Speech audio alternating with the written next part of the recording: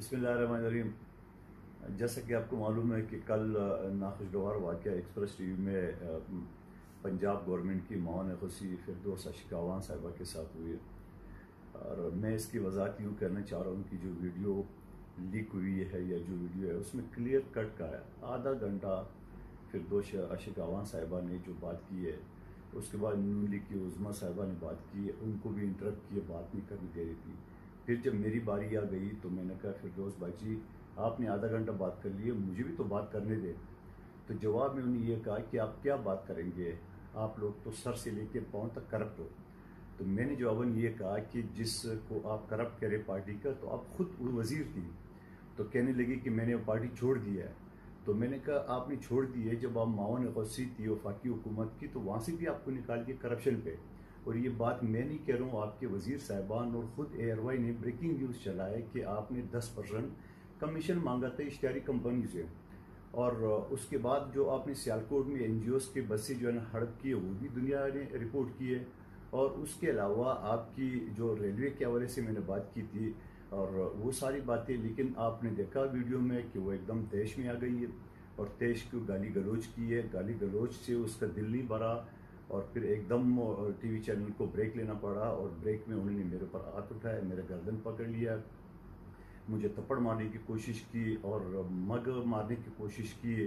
तो अब ये सारी सूरत आपके सामने है। तो मैं बहरहाल फिर भी अल्लाह ज़रफ़ी का, क्योंकि मेरी क़यादत का, मेरी पार्टी का तरबियत तो ये नहीं है कि हम ख़वातीन के साथ उलझ जाएँ।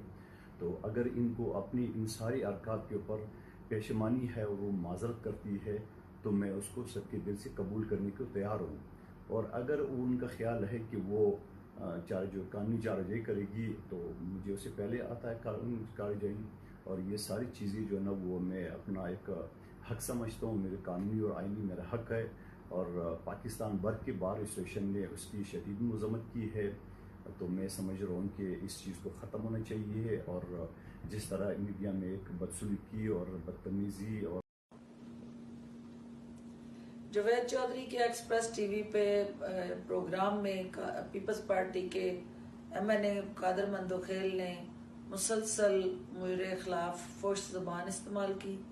वक्फे के दौरान मुझे और मेरे वालिद साहब को नंगी और गलीज गालियाँ दी, और जिस तरह से मेरे मरहूम वालिद के हवाले से इसने नाजेबा कलामात अदा किए और मुझे ना सिर्फ अब्यूज़ किया, थ्रेटन किया और हरास किया और धमकियाँ दी।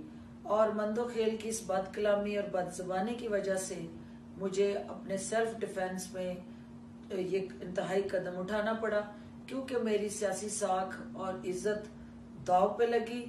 और जो वीडियो लीक की गई, ये सिलेक्टिव वीडियो लीक हुई, और मैं चाहूँगी कि ये मुकम्मल वीडियो लीक हो, ताकि अवाम तक ये हकायक पहुँचे कि उसने किस तरह से मुझे इस इंतहाई कदम पे मजबूर किया।